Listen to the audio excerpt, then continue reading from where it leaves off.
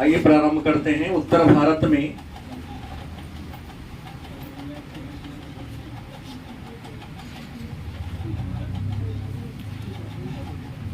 भक्ति आंदोलन के प्रमुख संत।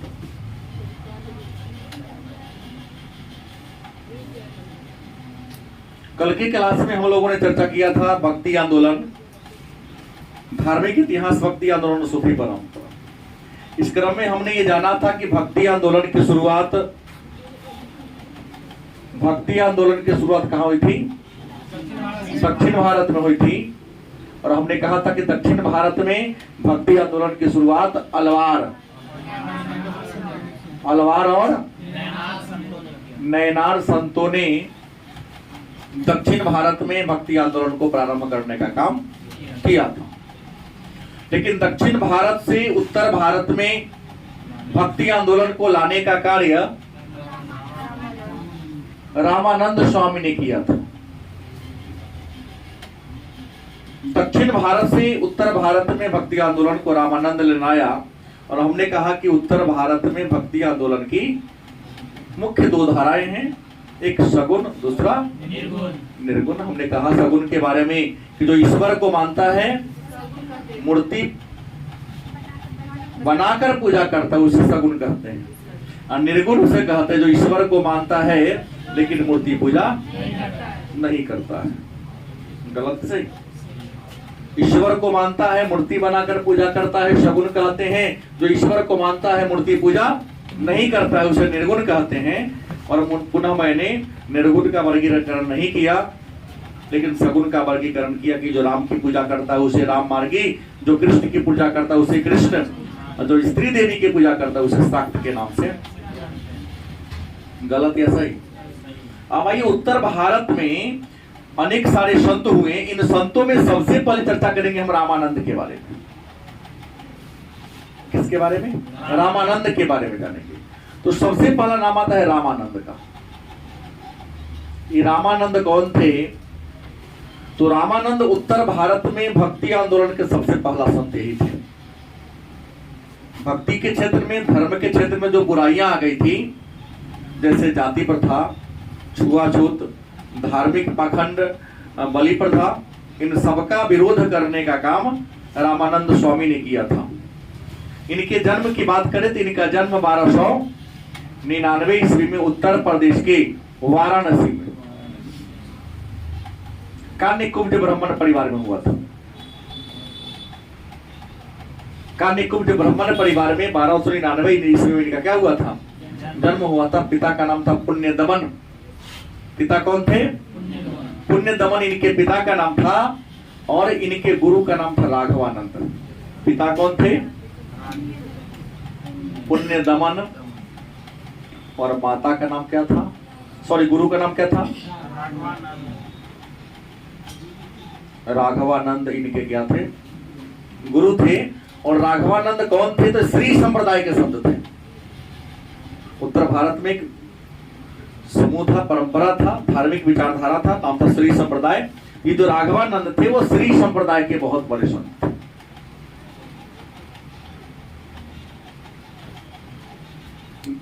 रामानंद ने राघवानंद से शिक्षा प्राप्त किया। और शिक्षा प्राप्त करके समाज में जो जाति प्रथा थी, छुआछूत थी, ऊंच नीच की परंपरा थी, जो धार्मिक पाखंड था, उन धार्मिक पाखंड का क्या क्या विरोध किया। कहा जाता है एक बार रामानंद को अपने गुरु राघवानंद से विवाद हो गया। और विवाद का रीजन क्या था? अनुशासन। क्या थी? अनुशासन के प्रश्न पर, डिसिप्लिन के मतलब आश्रम में रहने के तौर तरीका पर डिबेट हो गया, विवाद हो गया। रामानंद और राघवानंद में विवाद हो गया। इस विवाद के कारण रामानंद ने राघवानंद के आश्रम को छोड़ दिया, त्याग दिया। और उत्तर प्रदेश में ही बनारस बगल में अपने एक आश्रम बनाया। और लोगों में जो धर्म का विचारधारा था फैलाने लगा। रामानंद का जन्म 1299 ईस्वी में हुआ था। उस समय हमारे समाज में जाति प्रथा, छुआछूत बहुत ज्यादा था। इन्होंने कहा था कि गुरु को आकाश धर्मी होनी चाहिए। गुरु को कैसा होनी चाहिए? आकाश धर्मी। जैसे सूर्य अगर प्रकाश छोड़ती है तो ये पूछती है कि तुम अमुक जाति को, मैं तुम्हें प्रकाश नहीं दूंगा। कांटेदार वृक्ष पर भी, फलदार वृक्ष पर भी, पहाड़ पठार नदी झील झरना सागर महासागर मैदान हर जगह समान मात्रा में, हाँ अक्षांश की स्थिति उसको डाइवर्ट कर देती है, आगे पीछे कर देती है, लेकिन हर जगह सूर्य का प्रकाश क्या पड़ता है? बराबर पड़ता है। ये नहीं है बच्चा है तो कम तेज लगेगा, बूढ़ा है तो ज्यादा लगेगा, भेदभाव नहीं करती। ऐसे ही टीचर को, गुरु को आकाश धर्मी होनी चाहिए। अपने सभी शिष्यों के साथ उसे समान दृष्टि, समान विचारधारा रखनी चाहिए। और जब अपने गुरु के आश्रम को छोड़ा तो वो ये सगुण विचारधारा के संत थे। रामानंद कैसे थे? सगुण थे, मतलब ईश्वर को मानते थे और उसकी मूर्ति बनाकर पूजा करते थे। और इन्होंने आराधना किसका किया? रामानंद के आराध्य देव कौन थे? मर्यादा पुरुषोत्तम श्री राम। पूछेंगे इसने राम को क्यों चुना? बहुत सारे भगवान थे, कृष्ण थे, विष्णु थे, सब राम को क्यों चुना? इनका जैसा कर्म था राम का भी वैसा ही चरित्र था, क्योंकि राम जी भी मर्यादा पुरुषोत्तम थे, कभी भेदभाव नहीं किए। इन्होंने जो केवट जो था, जो नाव चलाता था, उससे गले मिला। उनके नाव पर पार करने के लिए उनसे विनती किया था। जंगल में गए तो सबरी माता थी, उनका जूठा खाया था, तो राम जी ने भेदभाव नहीं किया। ये भी ब्राह्मण हो के भेदभाव नहीं करते तो वैसा ही पुरुष को मान लिया। ये तो हमारे विचारधारा में सर राम ही है ना, कि आम जनता से कभी भेदभाव नहीं किया। पिता के आदेश को, आज राजा बनने वाला है, यहाँ तो उससे पहले की परंपरा देखा जाए तो अजातशत्रु ने तो राजा बनने के लिए बाप बिंबिसार की हत्या कर दिया। तो पिता के आदेश को पाकर के जंगल को निकल गए। तो इन्होंने श्री राम को अपना क्या माना? आराध्य देव माना। और समाज में जाति प्रथा, छुआछूत, इन सारे चीजों को मिटाने के लिए इनके शिष्य कितने थे? हम 12 शिष्य, और 12 शिष्य 12 अलग अलग जाति का था। इन्होंने देखा कि सभी जाति के लोगों के एक चेला बना लेंगे, सभी अपने अपने समाज में जाएगा और समाज में जो पाखंड है, जो बुरी परंपराएं हैं, उस बुरी परंपरा का क्या करेगा? विरोध करेगा। ये आपके हो गए कौन? रामानंद। उत्तर भारत में भक्ति आंदोलन कौन लाया? जन्म 1200 उत्तर प्रदेश के वाराणसी में जाति ब्राह्मण का निकुंज में जन्म हुआ था। पिता पुण्य दमन, गुरु राघवानंद जो श्री संप्रदाय के संत थे। अनुशासन के विषय पर गुरु से क्या हो गया? विवाद हो गया, इसलिए गुरु जी के आश्रम को क्या कर दिया? त्याग दिया। गुरु के आश्रम के त्यागने के बाद इन्होंने ज्ञान मिला था कि गुरु को कैसा होना चाहिए? आकाश धर्मी होना चाहिए, किसी के साथ भेदभाव। सगुण विचारधारा के प्रतिपादक थे। इनका आराध्य देव कौन था? राम। इन्हों के पास शिष्यों की संख्या कितनी थी? और 12 चेला इनका 12 अलग अलग जाति का था। अब मन में होगा कि सर इन्होंने उपदेश में क्या दिया और किसका विरोध किया? तो आप जानते हैं शंकराचार्य का नाम सुने हैं? शंकराचार्य हिंदू धर्म के सबसे बड़े संत शंकराचार्य। शंकराचार्य के ज्ञानवाद और मायावाद का विरोध किया कि संसार में सब कुछ क्या है? माया है, कुछ भी माया नहीं है। आप सब फंसे हैं इसलिए आपको माया दिख रहा है। नहीं, कबीरदास इन्हीं के चेला थे जिन्होंने क्या लिखा कि कबीरदास के उल्टा वाणी, अगना सूखल घर में पानी। लोग टेंशन में लगी कौन फॉर्मूला हो गया? फॉर्मूला सही ने कहा कबीरदास ने। बाहरी जो शरीर आपका वो अगना हो गया, अंदर जो हो गया आपका बॉडी क्या हो गया? घर हो गया। नहीं,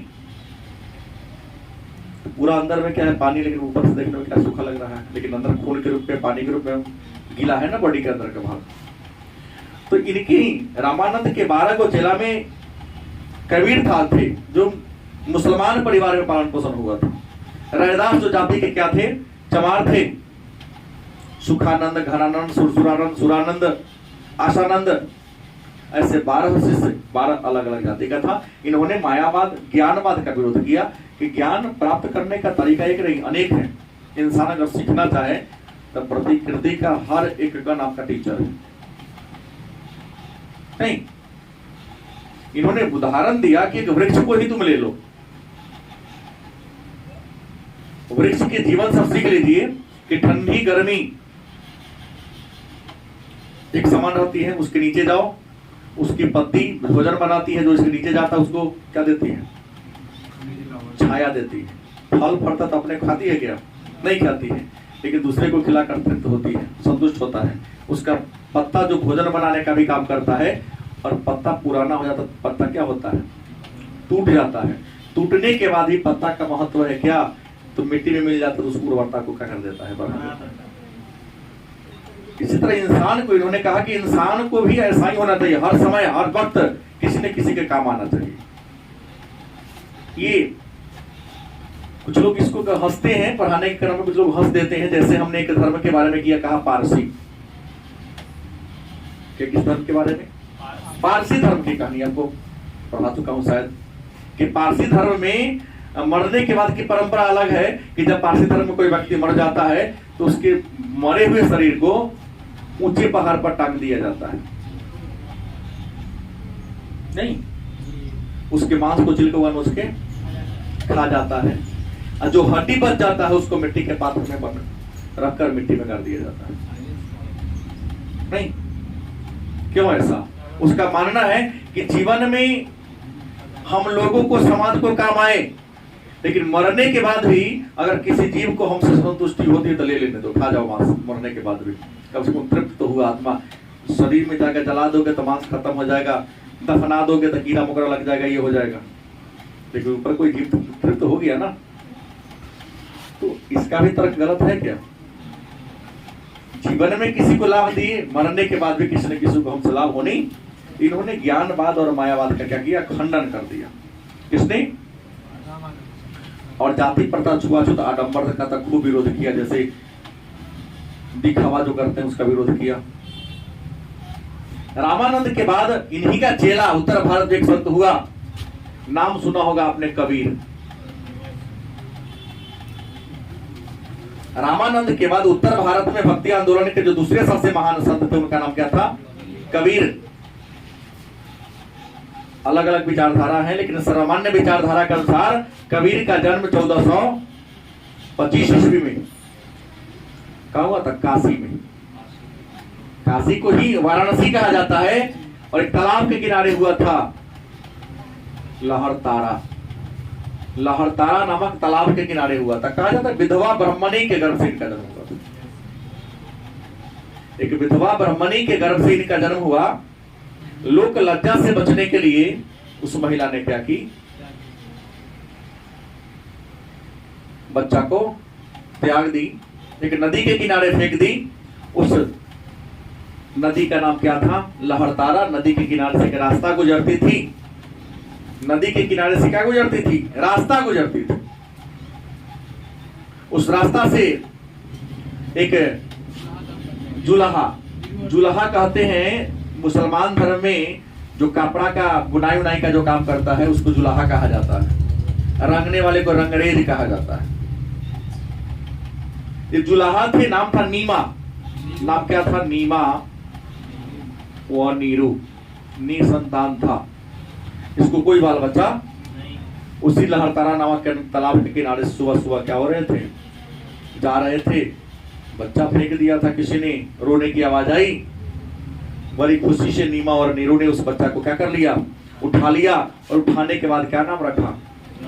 मतलब कबीर का नामकरण किसने किया? तो जन्म देने वाली माता ने नहीं किया, पालने पोषने वाली माता ने किया। और कबीर का शाब्दिक अर्थ होता है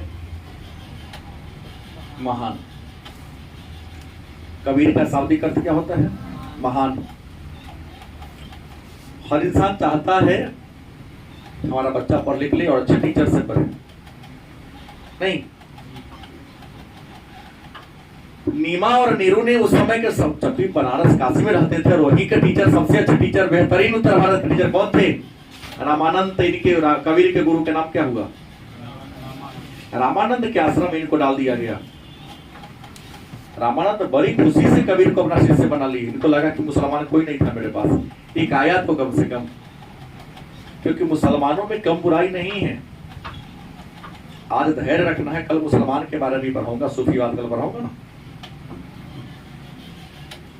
तो कम से कम ये पढ़कर जाएगा तो वहां जो कमियां हैं, वहां जो बुराइयां है, उसका ये क्या करेगा, विरोध करेगा।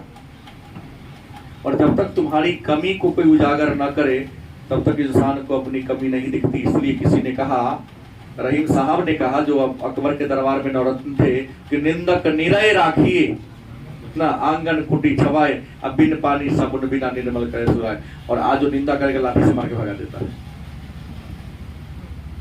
नहीं, आज अच्छे मित्र वह है जो खूब तुम्हारे मुंह पर प्रशंसा करे, आलोचना करने में तो लाठी से मारा जाता है। तो रामानंद के आश्रम में इन्होंने क्या किया, पढ़ा, और पढ़ने के बाद इन्होंने क्या पाया कि समाज में बड़ा भेदभाव है, जाति के नाम पर, धर्म के नाम पर बहुत पाखंड है। इन्होंने सोचा कि अगर समाज से गंदगी को निकालना है तो हमें रहना क्या होगा, साधु सन्यासी बन जाएंगे तो कुछ नहीं करेंगे, हम जंगल में रख के केवल ईश्वर की साधना करेंगे। नहीं, समाज में जो बुराइयां हैं, अगर समाज से उसे निकालना है तो समाज में क्या करना पड़ेगा, रहना पड़ेगा। और समाज में तब रहोगे जब तुम ब्याह शादी करोगे, तुम लोग अपने आप आने जाने देगा। तो इन्होंने विवाह किया, और कबीर के पत्नी का नाम था लोई। पत्नी का नाम क्या था, लोई पत्नी का नाम था। एक बेटा हुआ, बेटा का नाम क्या रखा, कमाल। एक बेटी हुई, का नाम रखा कमाली। नहीं, हालांकि कबीर जो थे ना, निरंकारी ब्रह्म की उपासना थे, निरंकार थे। निरंकार को निर्गुण भी कहते हैं। ये निर्गुण ब्रह्म की उपासना करते थे। लेकिन कुछ विद्वान लिखते हैं कि नहीं, कबीर प्रारंभ में ही मूर्ति पूजा करते थे। मूर्ति पूजा से इनके अंदर क्या आ गई, थोड़ा सा भेदभाव इनको लगा। क्योंकि एक बार कबीर तीर्थ यात्रा पर जा रहे थे, मैंने भ्रमण करने कहीं पर जा रहे थे। तो इनका बेटा कमाल, इन्होंने कहा कि मैं थोड़ा भ्रमण करने जा रहा हूं, तुम मंदिर में देख रेख करना, भगवान का पूजा पाठ भजन कीर्तन करना, भोग लगाना। और कबीर जितना होशियार थे, बेटा उतना ही चपाट। ये दिखता क्या था कमाल की, बाबूजी प्रतिदिन भोजन पका लेते हैं, मंदिर में जाते हैं, मूर्ति को उठाकर झोरा में कस लेते हैं, नदी में जाते हैं, फिर आते हैं, पूरा झोरा में से मूर्ति को निकाल के मंदिर में रखते हैं। और मंदिर में रखने के बाद क्या करते हैं, सबके आगू में थाली में चावल दाल सब्जी जाकर रखते हैं। खाता है भगवान, केला खाता, कुछ नहीं जानता था। पिता के जाने के बाद कमाल ने यही किया, गिन लिया कई गो, 5 गो भगवान है, राम जी, लक्ष्मण जी, सीता जी, हनुमान जी, 4 गो भगवान हो गए, एगो हम हो गए, कई गो हो गए, 5 गो हो गए। आधा किलो के हिसाब से, चाहे 1 गिलास के हिसाब से 5 गिलास चावल रखते थे, उसके हिसाब से दाल सब्जी सब बना लिया। भोजन तैयार हुआ, भगवान को उतारा, मंदिर से झोरा में रखा, नदी की ओर गया, झोरा से निकल के फेंक दिया पीछे नदी। देखा कि हम भी कूद के नहाते, देवी कूद के नहाएगा, क्योंकि इसके मन में छल प्रपंच। और आज इसको छल प्रपंच नहीं, उन लोग बुर्बक कहता है। सीधे साधे इंसान को हमारा समाज बेवकूफ की उपाधि, बुर्बक की उपाधि दे दिया है। बहुत देर तक अपने निकला, मूर्ति नहीं निकला, क्रोध आया, भूख लगा, क्रोध आया, निकलो नहीं तो डंडा तो लाया नहीं है, देर होगा तो पीटेंगे। सारा मूर्ति किनारा आ गया, मंदिर में रखता है, सबके आगे थाली में चावल दाल परोस के रखा, और नहीं मन मूर्ति खाया, लाया लाठी। पहले क्यों नहीं कहा कि ना बनाते तुम्हारे हिस्सा, अब जियान होगा। कुछ देर के बाद सारा भोजन खा गया था। यह प्रक्रिया चलने लगी। कबीर साहब जब लौट के आए, हाल चाल पूछा था, कहा पिताजी बड़ी समय पर आए हैं, चावल दाल लास्ट पोजीशन में था। कबीर को लगा बेटा बुर्बक है, मनीष जैसा, अजमल जैसा मित्र है, तो सब भोजन करवा दिया होगा। कहा कि आपके जाने के बाद कोई मेरा मित्र नहीं आया, हम लोग अपने खाते थे। कबीर बुद्धिमान थे, देखे कि अगर सीधे दंडित करेंगे, झाड़ेंगे, डांटेंगे, पीटेंगे तो हो सकता है कुछ कर ले, जवान बेटा है। कि आज तुम ही करो, आज का पूजा पाठ तुम्हारी ही जिम्मेवारी है, मैं थका हूं, कल से करूंगा। कहा जाता अन्य दिन की तरह कमाल ने क्या किया, वैसा ही खाना पीना बनाया, मूर्ति को उतारा, जैसे फेंकता था फेंका, किनारे से निकाला, मंदिर में रखा, चावल दाल करके रख के गया। कबीर सब छुप के देख रहे थे, लेकिन थाली में चावल दाल लेके गया, लेकिन लाया थाली में कुछ भी नहीं था।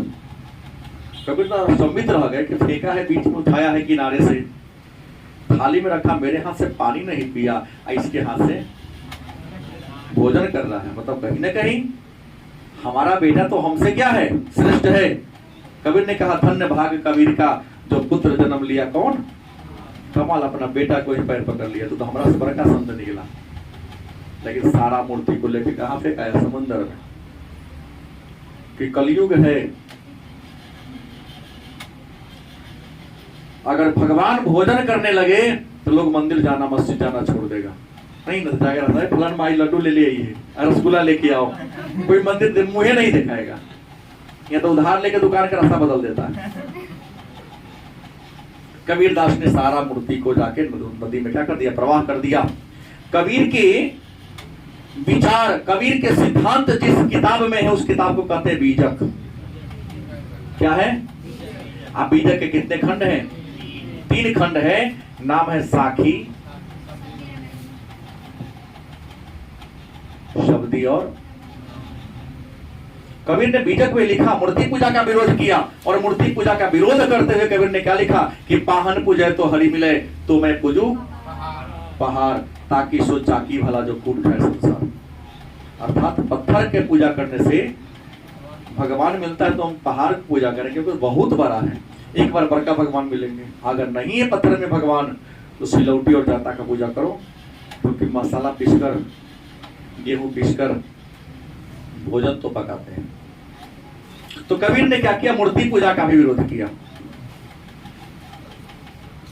ये होगा हिंदू धर्म का विरोध। लेकिन कबीर ने केवल हिंदू धर्म नहीं, मुस्लिम धर्म का भी विरोध किया। नहीं, अजान जो देते हैं सुबह से शाम तक 5 बार नमाज जो पढ़ते, बड़ी जोर जोर से, माइक में चरचराहट भी नहीं होती। कई बार खुद आ जाता है, सही बोलता, पढ़ने का मूड हुआ, चिल्ला रहे हैं। तो कबीर ने कहा कि कंकर पत्थर जोड़ी के मस्जिद लई चिनाए, ताचड़ी मुल्ला बाग दे, क्या बहरा हुआ खुदाए। कंकर पत्थर जोड़ कर बड़ी ऊंचा ऊंचा मस्जिद बना दिए हैं, बड़ी जोर से चिल्लाते हैं अल्लाह अकबर अल्लाह इल्लल्लाह, जो बोलते कि अल्लाह बहरे थोड़ी न है। जब माइक का आविष्कार नहीं हुआ तो फिर भी अल्लाह था, तो उस समय लोग इबादत नहीं करता था। क्या ये तो दिखावा है जो हमारा आवाज वहां तक जानी चाहिए, हमारा मस्जिद में इतना माइक लागल है, दूसरा कुछ नहीं है, ये दिखावा है। जो सूफी हैं तो वो तो जंगल में रहते हैं, खानका बना के रहते हैं, क्या वो अल्लाह की इबादत नहीं करते हैं? वो तुमसे ज्यादा करते हैं। कितना ज्यादा करते हो तो कल की कहानी बताऊंगा ना, निजामुद्दीन औलिया के बारे में, जिसे राजा डरता था, जिसे अकबर डरता था कि तुमको काम है तो मेरे पास, हम तुम्हारे पास क्यों जाए।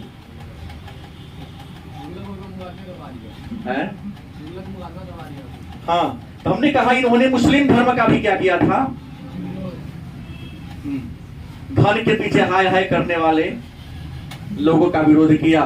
साईं इतना दीजिए जामे कुटुंब समाए, मैं भी भूखा ना रहूं, साधु भी न भूखा। जाति प्रथा का भी कबीर ने क्या किया? विरोध किया। और जाति प्रथा का विरोध करते हुए कबीर ने क्या लिखा? जाति पाति पूछे नहीं कोई, हरि का भजे सो हरि का हो। ये सारा बात कबीर के बीजक में लिखा गया है। कबीर के सिद्धांत को मानने वाले, कबीर के विचार को मानने वाले को कबीरहा कहा जाता है। कबीरहा को कबीरपंथी भी कहते हैं। कबीर बहुत विद्वान थे, इन्होंने देख लिया अपन भाग कि हमारी मृत्यु कहां होगी? मगहर में। कबीर की मृत्यु कहां होगी? मगहर पड़ता कहां है? उत्तर प्रदेश में। और जो लिखा है धर्म ग्रंथ में कि जो इंसान मगहर में मरेगा वो नरक में जाएगा। मगहर में जो मरेगा वो कहा जाएगा? नरक में जाएगा। और एक शहर है जहां कबीर जी का जन्म हुआ था, कौन? काशी। भगवान शिव के त्रिशूल पर बसा हुआ है। सभी लोग स्वीकारते इस बात को। काशी में मरने वाले कभी नरक में नहीं जाते, उनको मोक्ष की प्राप्ति होती है। बात समझ गए? गोरा हाथ तोड़ के काशी में जाके बैठ के, ना गोर रहेगा ना मगहर में हम जाएंगे, ना जाएंगे ना गोरा तोड़ता, लेके बैठ गए वहीं पर अपने आराध्य देव का गुणगान करना शुरू कर लिया। लेकिन भाग के लिखल जानेगा त्रिया चरित्रम पुरुषस्य भागम दैवो न जानम कुतो मनुष्य। भगवान तो जानवे नहीं करता कि मनुष्य क्या कर लेगा। सो हिटलर के हाथ में भाग्य रेखा नहीं था, तो इतने कहा तू तो नौकर है, नौकरी रहेगा। कहा भाग्य रेखा महाराज कौन होता था? कहा पीछे पीछे वाला भाग्य रेखा चौकड़ी का चीर लिया। कहा तुमसे बड़ा भाग्यशाली सेना से क्या बन गया? जर्मनी का शासक बना हुआ। इंसान अपने कर्म से सब कुछ बदल सकता है, लेकिन घंटा से पढ़िएगा तो कुछ नहीं होगा, सेकंड से पढ़िएगा तब होगा। मगहर उत्तर प्रदेश में, यूपी में कहां है? जिला में क्लियर नहीं कर सकता, लेकिन वाराणसी के आसपास ही है। जिस दिन मरना था काला घोड़ा पर चढ़ के आया। घोड़ा के भाई आगे न मुंह करके बैठेंगे, लगाम खींचेंगे तब बढ़ेगा, लगाम लूज करके पीछे घूम के कूद रहा था, घोड़ा आगे बढ़ नहीं रहा था। तो कबीर को बैठाना था उस पर। कबीरदास नहीं, फंस गए। कह रहे बुर्बक सीधा लगाम खींचो ना, फिर भी लगाम खींच नहीं पा रहा था। तो सिखा दो ना तुम ही आके, गोर टूटा हुआ तो सिखाई देते थोड़ा। रुको मैं उतरता हूँ। काल घोड़ा से उतरा, कबीरदास को बैठाया, लगाम खींचा, कहाँ लाके पटक दिया? मगहर में पटक दिया। 1545 में, कब? 1545 में 120 वर्ष की अवस्था में कबीरदास कहाँ मर गए? गिरे, बड़ी चोट लग गई। लास्ट में भी के दोहा बोले थे, अंतिम दोहा उस पर प्राण निकला कि चेत करू बाबा बिलाई मारे मटकी, काशी से लेके मगहिया में पटकी। सीखने की बात है। कबीर ने कहा कि देखो जीवन है, सतर्क होके जियो। हर चौराहे पर, हर मोड़ पर कोई न कोई तुमको बेवकूफ बनाने वाला बच्चा बैठा हुआ है। सावधानी से नहीं जियोगे तुम ही फंसोगे। इंसान अपने सुख दुख सब चीज के लिए खुद जिम्मेवार है। इन्होंने अच्छे और बुरे लोगों के बारे में भी चर्चा किया। अच्छे और बुरे पर भी इन्होंने कहा कि अच्छे आदमी से आदमी मिले तो होए दो दो बात, गदहा से गदहा मिले तो मारे दो दो लात। कबीर की वाणी। और कबीर के समकालीन दिल्ली का राजा कौन था? सिकंदर लोदी। कबीर किसके समकालीन थे? सिकंदर लोदी के समकालीन थे। तो उम्मीद है हमने रामानंद के बारे में चर्चा किया, उत्तर भारत के संत थे। हमने कबीर के बारे में चर्चा किया, गलत सही। अब इसके अलावा एक और भी कुछ विद्वान हैं, चर्चा करते हैं। अभी तो कबीरहा नहीं होगा ना, बहुत है, अभी भी बहुत है कबीरहा, कबीरपंथी बहुत है हमारे समाज में। अगला मैं लेता हूं नानक की। नाम आपने सुना होगा, नानक।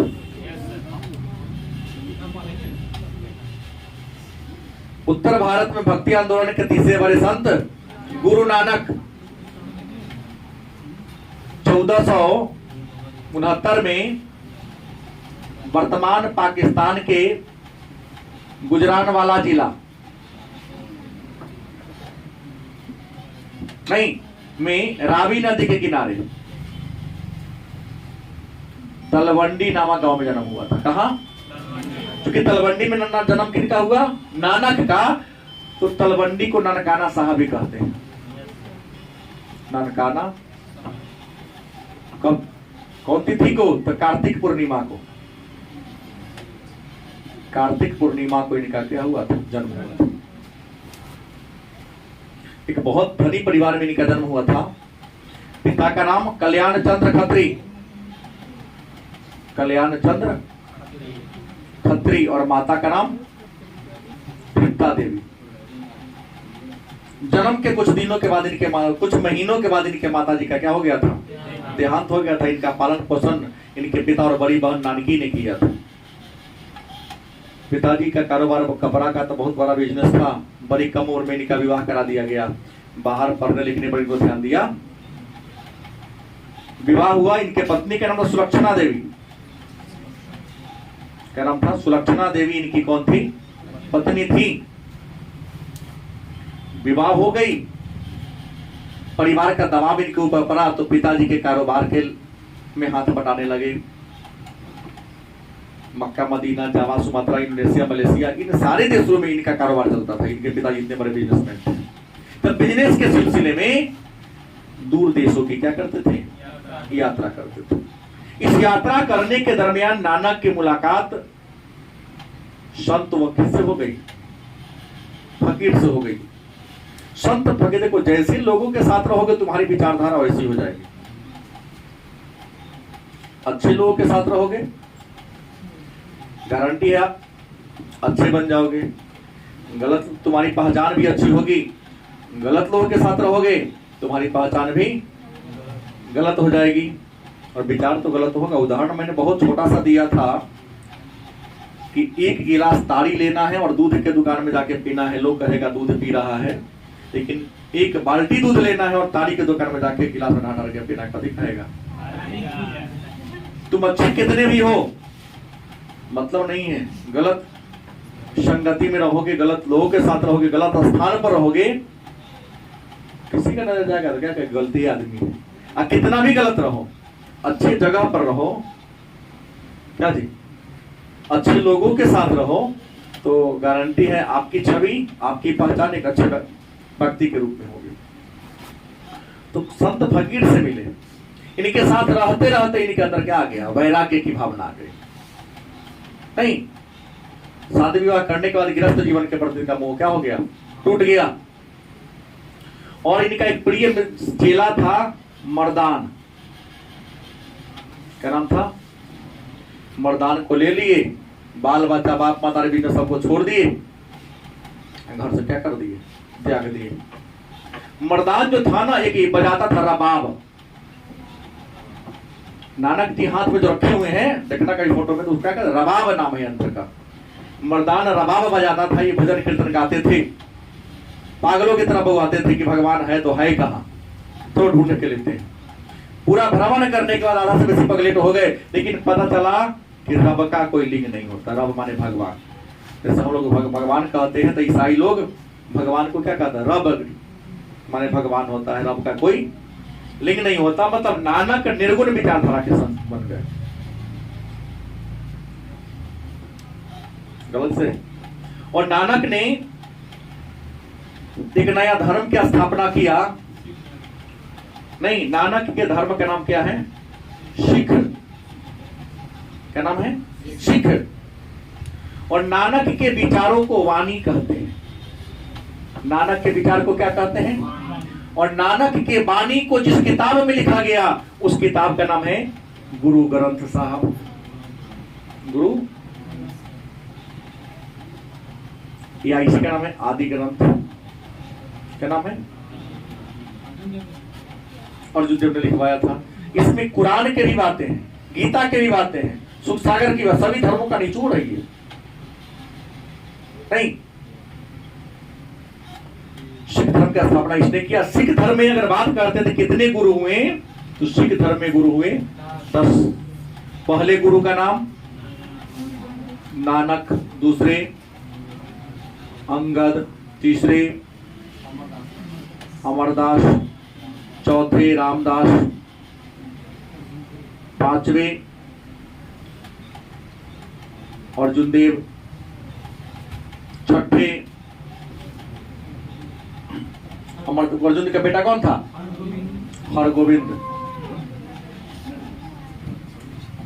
सातवां हरकिशन,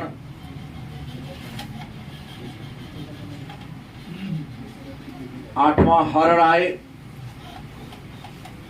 नौवां तेग बहादुर और 10वां गोविंद सिंह। सिख धर्म में कुल कितने गुरु हुए, 10 है ना। सीटीटी की परीक्षा देने गए थे, इन्हीं के बारे में पूछा था शायद आपके पैसे, पाहुल प्रथा किसने शुरू किया था, खालसा पंथ की स्थापना किसने किया, गुरु गोविंद सिंह ने किया। तो 10 गुरु हुए। पहले गुरु, 10वें गुरु, सिख धर्म के संस्थापक। और नानक का चेला कौन था, अंगद। और इन्होंने एक लिपि का विकास किया था, नाम था गुरुमुखी लिपि। मोस्ट भी प्रश्न है, कई बार पूछा भी गया है कि गुरुमुखी लिपि का विकास किसने किया, अंगद ने। और पंजाबी भाषा की लिपि क्या है? लेकिन मालूम है अंगद का नाम रियल नाम क्या है? लाहना। अंगद का रियल नाम क्या है? और अंगद के बाद तीसरा गुरु कौन बना? अमरदास बना। कौन बना? और उसके बाद रामदास। ये अकबर के समकालीन था और अकबर ने इसी रामदास को 500 बीघा जमीन उपहार में दिया था। कहां? पंजाब में। उस 500 बीघा जमीन में इसी रामदास ने एक पोखरा खनवा दिया, जिस पोखरा का नाम है अमृतसर। उसी पोखरा के बीच में सोने का एक गुरुद्वारा बना हुआ है जिसको स्वर्ण मंदिर कहते हैं। सोना होता तो फायदे ना होते। फिर जो रामदास ने उस पोखरा खनवाया, लेकिन पोखरा में स्वर्ण मंदिर का नींव किसने रखा था? स्वर्ण मंदिर का नींव रखा या निर्माण कराया 5वें गुरु अर्जुन देव। और अर्जुन देव ने ही नानक के विचारों को गुरु ग्रंथ साहिब या आदि ग्रंथ में संकलन कराने का काम। इसी अर्जुन देव के बाद गुरु का पद जो था क्या हो गया? वंशानुगत हो गया। इससे पहले कोई किसी का बेटा नहीं था, लेकिन अर्जुन देव के बाद गुरु का पद कैसा हो गया? वंशानुगत हो गया। लेकिन अर्जुन देव को क्या दिया गया था? फांसी दिया गया था। अर्जुन देव को क्या दिया गया था? देशद्रोह, राजद्रोह का, राजा के प्रति द्रोह किए थे। दोनों अवसर हो सकता है। अर्जुन देव को फांसी दिया किसने? तो जहांगीर ने दिया। किसने दिया? किस अपराध में? राजद्रोह। देशद्रोह नहीं कहिएगा।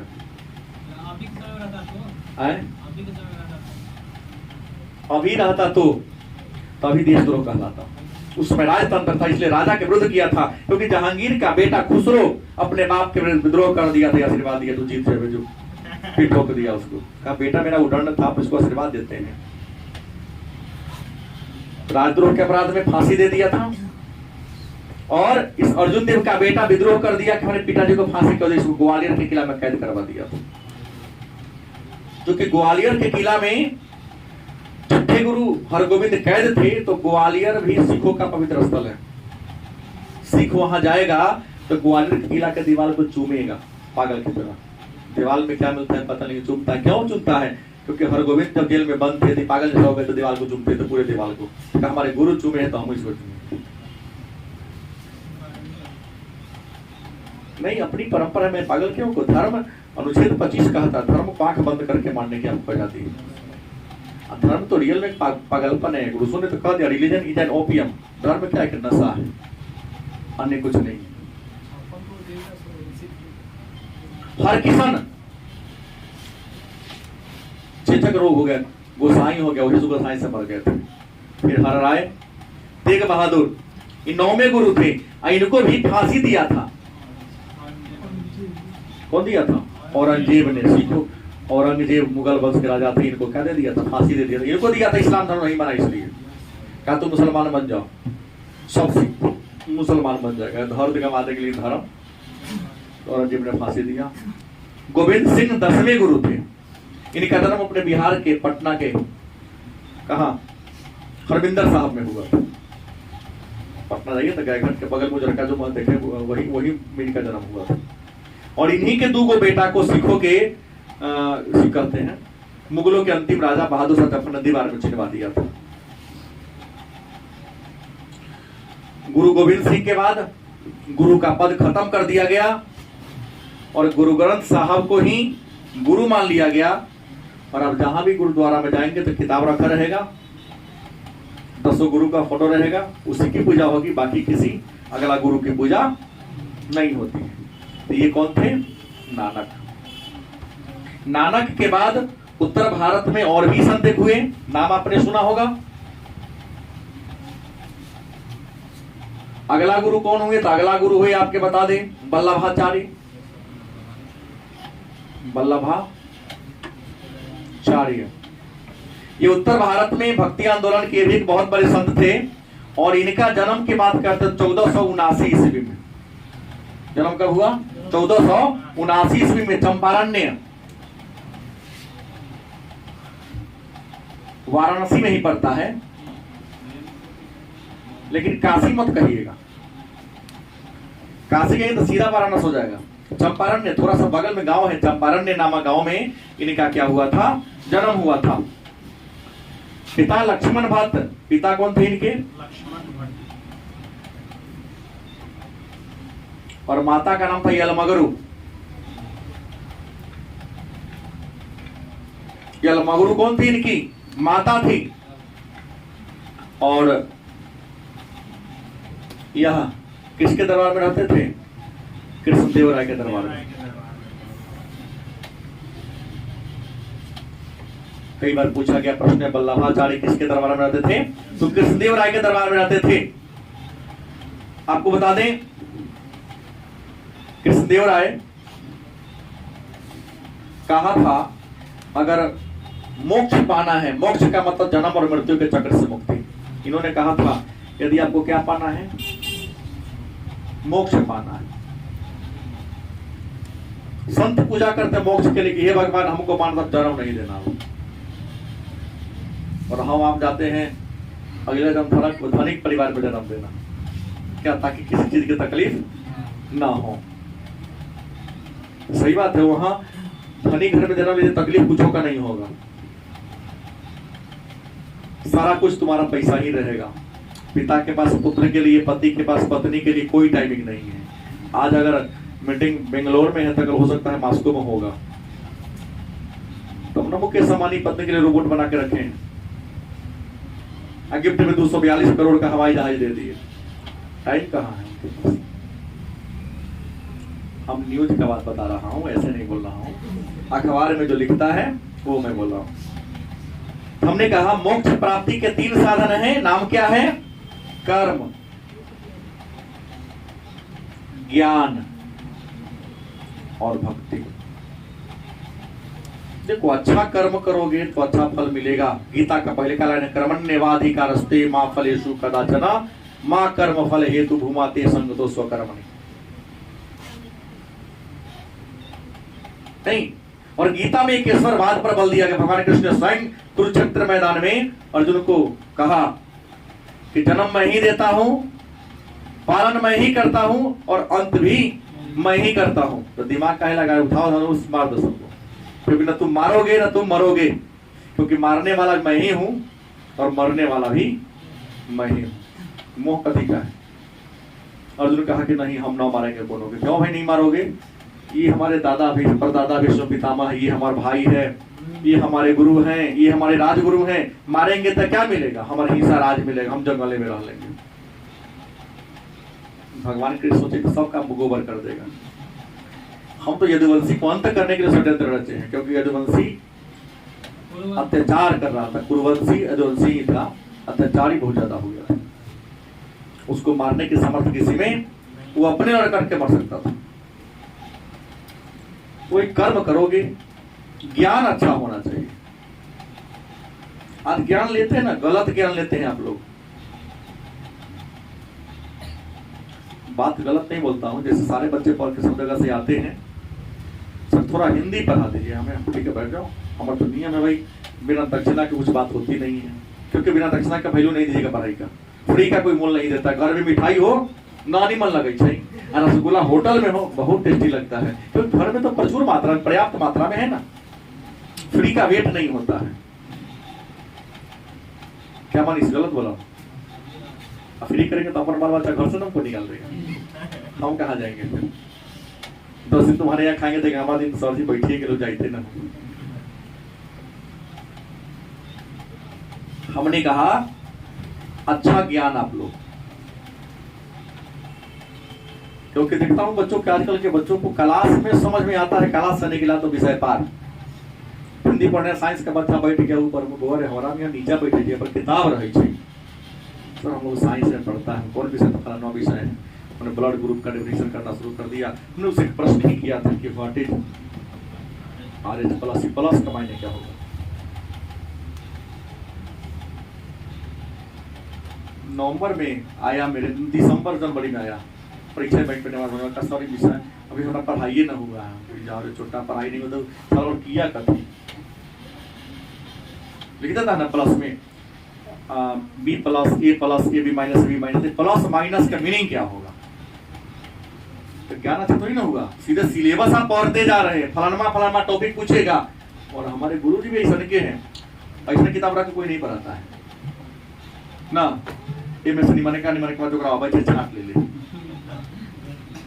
उतने रट ले ही क्योंकि पूरा किताब उठाएगा लड़कों की किताब खरीदे पाएगा तो लिखवा तो कहीं परेशान की कर तो बताए नहीं किया।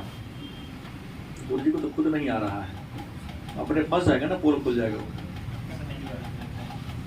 तो यहाँ मैक्सिमम देखता हम लोग अपन किताब से पढ़ाते हैं। अगर से कहते सर मेरा किताब है कि गाइड है आपका, किताब लिखने का औकात थोड़ी हम लोग का। एनसीईआरटी तो अर्थ नहीं लगा पाते हैं हम लोग। अच्छा ज्ञान लो, भक्ति रखो। जरूरी नहीं कि भक्ति भगवान से रखो, भक्ति अपने कर्म से रखो ना, किताब से भक्ति रखो ना। तो नहीं कहते कि भगवान के यहाँ जाओ, अपने काम के प्रति भक्ति रहो, गारंटी आपको क्या मिलेगी? सफलता मिलेगी। और इसी वल्लभाचार्य के बाद वैष्णव धर्म दो भाग में बटा था। क्या जी? एक बन गया था राम मार्गी और एक बन गया था कृष्ण मार्गी। अब कहोगे इसकी पूजा करते थे, नहीं कराते भगवान कृष्ण था। और इसी वल्लभाचार्य को क्या कहते हैं? पुष्टि मार्ग का जहाज।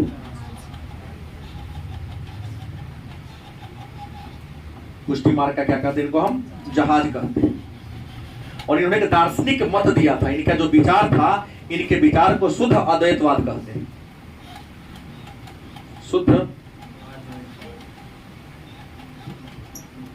शुद्ध माने प्योर, अमाने ना द्वैतवाद। मन दो को बात दिमाग में रखबे न करो। जैसे हमारे गौशाला में एक बहुत शंकराचार्य आए थे, मैं बहुत छोटा था, मैं उनको देखा नहीं, उतना दिमाग था ही नहीं मेरे पास, मैं उनको समझ सकता। अब जानवे करते एक से एक होता है। वो इतने बड़े संत शंकराचार्य, चारों पीठ के हेड थे वो। उनसे प्रश्न किया एक उदंड ने कि आप तो बहुत बड़े संत हिंदू धर्म के, बताइए भगवान है कि ना है? क्या खड़ा हो, प्रश्न क्या है तुम्हारा, भगवान है या नहीं? ये नहीं बोला था। हाँ, पहले क्या बोला? है तो है, बाद में तू ना बोला है। पहले क्या बोला? भगवान है या नहीं? क्यों तुम्हारे मुंह से पहले क्या रहा है? जैसे अकबर के दरबार में एक आया पंडित जी, सुनते बीरबल तू तो बहुत होशियार है, मेरे पास 100 प्रश्न होला है। एक प्रश्न क्या है? भारी है, किसका उत्तर देना चाहोगे? बीरबल कहा कि देखिए 12 बज रहा है, अब हुजूर के तक खाने जाने का समय हो गया है, ये तो भोरे 8 बजे दरबार में बैठा, भारी क्या पूछ लीजिए प्रश्न क्या है वो? लेकिन भारी था। पंडित ने पूछा बताओ पहले मुर्गी की अंडा। बीरबल ने कहा अंडा। तो पूछा कि मुर्गी कहां से? दूसरा का प्रश्न, मुर्गी कहां से आता? कहीं तुम्हारा दूसरा प्रश्न हो गया। तू कहां तक आएगा पूछेंगे? तो ये आई को पर चलता है प्रश्न। इस प्रश्न का कोई सटीक उत्तर, अब प्रश्न कैसे पूछ रहा है उसका उत्तर आपको तय करना है, उनको देना कैसे। कुछ प्रश्न का उत्तर वैचारिक होता है, कंडीशन पर निर्भर करता है कि उसका उत्तर क्या दो। तो इन्हें पुष्टि मार्ग का जहाज कहते हैं। हाँ, सवाल कहा था, जवाब मिल गया उसको। वल्लभाचार्य के बाद एक और संत आए, नाम सुना होगा चैतन्य महाप्रभु का। नाम सुने हैं? चैतन्य महाप्रभु 1486 में पश्चिम बंगाल के नदिया जिला में इनका जन्म हुआ था। क्या जी? पश्चिम बंगाल के नदिया जिला में एक ब्राह्मण परिवार में इनका जन्म हुआ था। कहा जाता है कि मात्र 20 वर्ष के अवस्था में सन्यासी बन गए थे। 20 वर्ष की अवस्था में इन्होंने क्या कर लिया? सन्यास कर लिया। और ये भगवान कृष्ण की, किसकी पूजा करते थे? कृष्ण की आराधना करते थे। समन्वयवादी दृष्टिकोण को अपनाया और इन्होंने कहा कि लोग कहता है भगवान नहीं मिलते हैं, तो भगवान तो मिलना बड़ी आसान है। लोगों ने पूछा भगवान मिलेगा कि ना? तो इन्होंने कहा कि जो प्रेम राधा ने किससे किया था, उतना ही प्रेम तुम किससे करो? परमात्मा से करो ना। यहाँ तो देखते हैं परंपरा क्या है, खूब बढ़िया सुंदर कपड़ा, सुंदर जूता चप्पल सैंडल पहन ले, खूब सेंट मार लिया, जाएगा तो पहले भगवान हमारा से निमन को नाडू पहन ले। पहला नजरिया ये होता है लोगों का। एकदम सही बात। हम तो यही देखता हूँ, इसलिए मैं भीड़ भाड़ में मैं नहीं जाता हूँ। हमको कोई बहुत बच्चा चिंता है, लेकिन हमको शहर में जल्दी कोई नहीं दिखता होगा। कल एक मिला कहा सर आप हेलमेट में चिन्हे वो नहीं करूंगा, इसलिए तो हेलमेट लगाता हूँ, कोई चिन्हे ना। छीनेगा तो फिर आराम का समय मेरा गड़बड़ा जाएगा। निकलते हैं तो बोला था अब ना इधर बैठा हूँ, आप बैठ के जूतों के बतियाइएगा, हमको मुँह हाथ दुखाए रहा था, जाके आराम करेंगे, ये कब करेंगे। उन्होंने कहा कि जो प्रेम किससे किया, राधा ने कृष्ण से किया। क्योंकि आपको बता दें कि भगवान कृष्ण का जन्म कहीं और हुआ, पालन कहीं और हुआ। जब वहां से कंस को मारने के लिए आने लगे, राधा को फीलिंग हो गया कि ये तो ऐसे नहीं करेगा वहां से। अब तो अंतिम बार दोनों मिले थे, तो उसके बाद जब अंतिम बार मिले, जिस कपड़ा में राधा ने कृष्ण से मिला था, गले लगा था, वो कपड़ा कहीं बदल में नहीं की, क्योंकि इससे तो कृष्ण के शरीर का जो गंध हो तो मिटाइए जाएगा। प्रेम का ये प्रतीक होता है। राधा पत्नी नहीं थी उनकी, प्रेमिका थी, लेकिन वास्तविक प्रेम था। तो वैसा प्रेम करो। यहाँ त्वमेव माता, पीछे चौपल चौकीता त्वमेव करता है, कहाँ से भगवान देगा? दिमाग है चौपलों पर, क्या होती कि सही बैठते हैं पूजा पर, अब पंडित जी को जोड़ देते हैं कि हो जल्दी भोजो किया आगे जाते आगे, कहते भगवान दर्शन नहीं देते, मेरी मनोकामना पूर्ण नहीं होती है। बल्लभाचार्य चैतन्य महाप्रभु ने कहा कि जो प्रेम राधा ने कृष्ण से किया, या बचपन में एक माँ जो अपने पुत्र से या पुत्री से प्रेम करती है, छोटा जब रहता है तब, उतना नेह, उसकी एक छोटी सी सांस भी तेज हो गया तो बेचैनी बढ़ जाती है। नहीं, सुभद्रा कुमारी चौहान ने लिखा ना पुत्र वियोग, तो वह प्रेम अगर तुम परमात्मा से करो, क्या तुम्हारे खाते समय कोनो घूर लगा दे, सब धुआं आंख नाक में जाता, खाओगे क्रोध होगा ना, यहाँ लड्डू रख दे, चला दे विश्व गर्भवती, जय भगवान। भगवान टेंशन में खाते भी नहीं होंगे। गए पूजा करने, लोगों ने बना दिया सुंदर सुंदर कपड़ा, चढ़ा दिया ऊपर से पानी, तो नीमन कपड़ा पर पानी चढ़ा देगा तो अच्छा लगेगा तुमको? नहीं, ये कौन भक्ति हो गया भाई? नहीं, हम देखता हूँ कई जगह मंदिर रहता हूँ तो पार्वती जी को भी एक लोटा पानी, अरे सुंदर कपड़ा लगा हुआ है, प्रणाम करिए, विश्वास रखिए, पानी चढ़ा देने से तो नहीं प्रसन्न होता, नाराज हो जाएगा, हमारा कपड़ा भिजा देना। चैतन्य महाप्रभु ये है कि भगवान से क्या करो, प्रेम करो। जैसे आप किसी से प्रेम करते हो तो आपको कुछ दिखाई नहीं देता है, पीछे से कौन आ रहे हैं, कौन देख रहा है, लोक लज्जा भी त्याग देते हो, इसलिए कि लोक लज्जा त्याग दो, गारंटी है क्या मिलेगा? भगवान मिलेगा। एक और है, मीराबाई का नाम आपने सुना होगा, 1498 ईस्वी में राजस्थान के मेरता राजघराने के कुसली गांव में इनका जन्म हुआ था। क्या जी? राजपूत थी ये। इनके गुरु कौन थे? रैदास जाति के क्या थे? चमार। रैदास को रविदास कहा जाता। इन्होंने कहा था कि मन चंगा तो कटौती में गंगा, ये इनके क्या थे? गुरु थे। बढ़ जाएगी, मन चंगा तो कटौती में गंगा। कौन? रविदास या रैदास ने कहा था, वही रैदास के गुरु थे। और मीराबाई जो थी ना, ये भगवान कृष्ण की आराधना करती थी, लेकिन कृष्ण की आराधना पति के रूप में करती थी। इनकी इच्छा के विरुद्ध इनका विवाह हो गया था। किससे? भोजराज से, राणा संगा के बड़े बेटा भोजराज से इनका विवाह हो गया था। लेकिन राजा तो वे लड़ते झगड़ते थे ना, अचानक इनकी क्या होती है? मृत्यु हो जाती है। और भोजराज के मरने के बाद विक्रमादित्य सिक्स राजा बना था। क्या जी? विक्रमादित्य सिक्स राजा बना था। ये देखा कि मीरा रहेगी तो हिस्सा बांटी लेगी, बर भाई की पत्नी है तो उसको बहुत षड्यंत्र, बहुत सारे लांछन लगाया। लेकिन इनका जो प्रेम था तो भगवान कृष्ण के प्रति था। ये तो नाम के पति था। कौन? भोजराज। उसको तो पति के रूप में कभी स्वीकार ही नहीं किया उसने। हाँ, केवल आधा पहचान के लिए हमारी पति है। भोजराज भी स्वीकार कर लिया कि तुमसे शादी करके हम धन्य हो गए, ठीक। भक्ति क्या होता है हम तुमसे सीखे। उसने भी पत्नी के रूप में उनको नहीं रखा क्या कि तुम भगवान कृष्ण को हो, तू जैसे लेके पहुंचे तुमसे आगे तो तुम तुम्हारे हाथ में हमेशा कृष्ण को ही देखे। अंत में मीरा को घर छोड़ना पड़ा, त्यागना पड़ा। अब मीरा कहां चली गई? द्वारिका। द्वारिका के ही राजा थे भगवान कृष्ण, और वहां पर जाके झोपड़ी बना लिए भगवान कृष्ण के जीवन सेवा में, भजन कीर्तन गाने में पूरा अपना जीवन समर्पित कर दी। मीरा का ही भजन है कि मेरे तो गिरधर गोपाल दूसरा ना कोई, जाके सिर मोर मुकुट मेरो पति सोई। तो ये उत्तर भारत में भक्ति आंदोलन के प्रमुख संत थे, और भी बहुत संत हैं। शंकरदेव जो असम में थे, जिन्हें असम का तुलसीदास कहते हैं, दादू गुजरात में, नरसिंह मेहता, नामदेव, तुकाराम, रामदास, ये सारे महाराष्ट्र के संत थे। जो जहां था, इन सारे संतों का एक ही था कि जाति प्रथा, छुआछूत, ऊंच नीच का क्या करना है, विरोध करना है, क्योंकि जब तक समाज में जाति प्रथा, छुआछूत रहेगी, समाज का डेवलपमेंट नहीं। तो ये रहा हिंदू धर्म, उसमें सुधार। कल हम लोग इस्लाम धर्म के बारे में जानेंगे, और इस्लाम धर्म में सूफीवाद क्या होता है, और प्रमुख सूफी विचारधारा कौन कौन है, और भारत में सूफी कौन कौन सा है, उसके बारे में जानेंगे।